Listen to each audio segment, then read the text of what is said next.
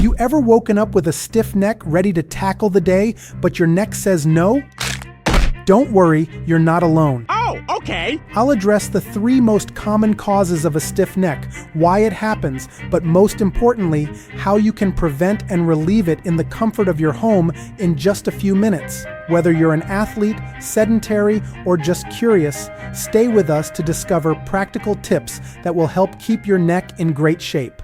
1.5 billion people worldwide live with chronic pain. So, if you enjoy my content, subscribe. It takes just 1 second.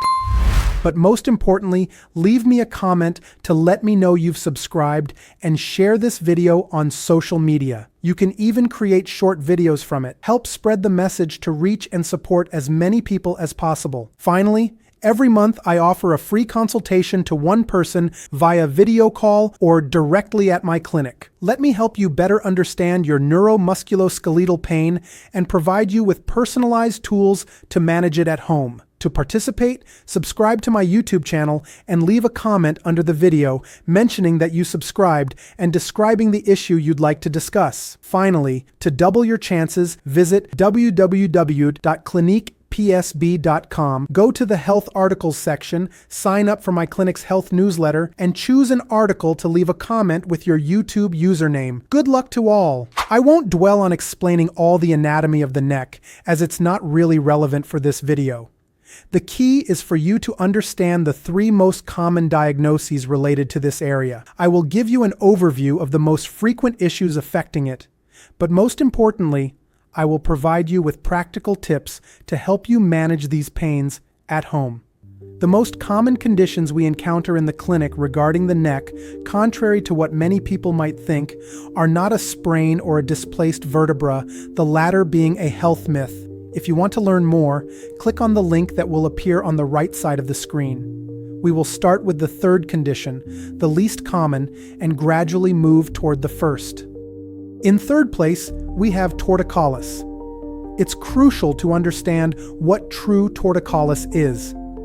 It's not simply a difficulty in moving the neck in all directions, as many people might believe. True torticollis is characterized by a deviation of the head, accompanied by rotation and lateral flexion. The major muscle groups in the neck, including the sternocleidomastoid, SCM, and trapezius, pull to one side or the other, creating an apparent deformity of the head. In reality, the spine remains perfectly straight.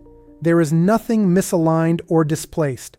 However, the strength of the muscles can give the impression that the neck is twisted, somewhat like a tortipelvis in the lower back, where the pelvis appears misaligned. If you're interested in this topic and want to learn how to differentiate a curved spine from scoliosis, the link will appear now, or you can find all the links in the video description. For many people, torticollis doesn't immediately present with a deviation of the head.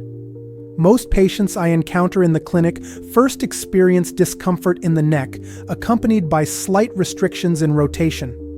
Over time, and often due to emotional and physical overloads, restless nights, and stress, the symptoms worsen, leading to a more pronounced loss of range of motion, accompanied by pain even with the subtlest movements of the neck. Transitions, such as moving from a lying position to standing or simply turning in bed, can also destabilize the cervical region, causing acute episodes of sharp and temporary pain.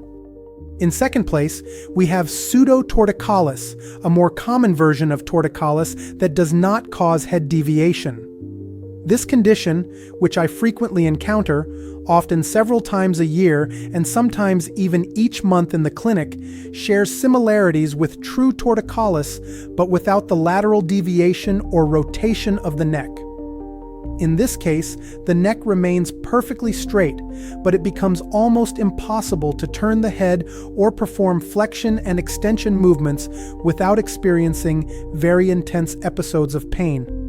Like true torticollis, pseudotorticollis causes pain during transitional movements, particularly for all unsupported or overly quick movements, which can temporarily exacerbate your symptoms. In 1st place, we have a condition that many patients confuse with torticollis: facet irritation. Many people believe that if head rotation is difficult on one side, accompanied by pain on the same side, it is torticollis. However, this is not the case.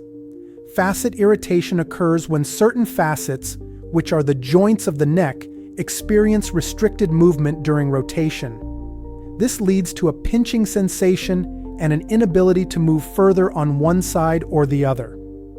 While rotation in the opposite direction can occur relatively well, and flexion and extension movements are generally tolerated, one side presents a problem. Patients may experience pinching during sudden and uncontrolled movements on the sensitive side or find it difficult to tolerate certain lying positions during the first nights. It is important to note that musculoskeletal torticollis and facet irritation all fall within a complex universe of non-specific pain. Even with medical imaging, such as X-rays or MRIs, there are no observable differences in the neck of a person suffering from these conditions compared to that of a healthy individual. Non-specific pain indicates that there is neither displacement, inflammation, damage, blockage, nor hidden problem. However, certain structures in your neck may be more sensitive, and your body temporarily reacts to protect that area. The only way your body and brain can manage the situation is through initial discomfort, which can evolve into pain if it persists, and through variations in muscle tension, progressively restricting your movement. Again, if this topic interests you, the link to a full segment on non-specific pain should appear live now. To regain control and relieve your pain at home, we will address two aspects. First, it is essential to adopt a more objective and positive view of your situation. This involves eliminating anxiety and distress related to the onset of new pain or its persistence. That's why it's crucial, especially if this is your first experience with pain and you've never felt this before, to consult a qualified professional. If you have concerns or fears regarding your health condition, an expert can provide you with relevant information specific to your situation, as well as tools and treatments to help relieve your pain more quickly. Remember that non-specific pain can resolve naturally without intervention within 6 to 15 weeks. The main reason you might consider consulting for conservative treatments is to better understand your situation and receive treatments that can be tailored to your therapeutic values, which will help reduce pain in just 1 to 4 sessions instead of prolonging suffering for weeks, especially when it's associated with anxiety, worry, and other stresses in your life. Next, the second way to regain control is to provide tools that respect your autonomy and the intensity of your symptoms. The goal is to strengthen the sensitive area while daring to explore zones that might initially cause pain. By cultivating this approach, you will be better able to manage your pain and regain a greater quality of life. You should see now examples of exercises you can do at home to strengthen the neck area. It is crucial to adapt these exercises by limiting your range of motion to what remains comfortable, with slight discomfort at the end of the movement while avoiding pain as much as possible. If you can only turn your head 5 to 10 degrees to each side without feeling pain, stay within this comfort-discomfort zone. But the most important aspect of relieving neuromusculoskeletal pain and preventing it from becoming persistent or even chronic is to avoid common mistakes associated with this type of pain as much as possible.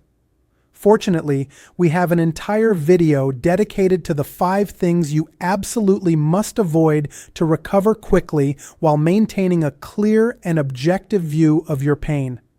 The link should appear now. In the meantime, share your story, comments, suggestions, or simply let me know if you have any questions, because with knowledge, you build your autonomy, navigating your health with more certainty.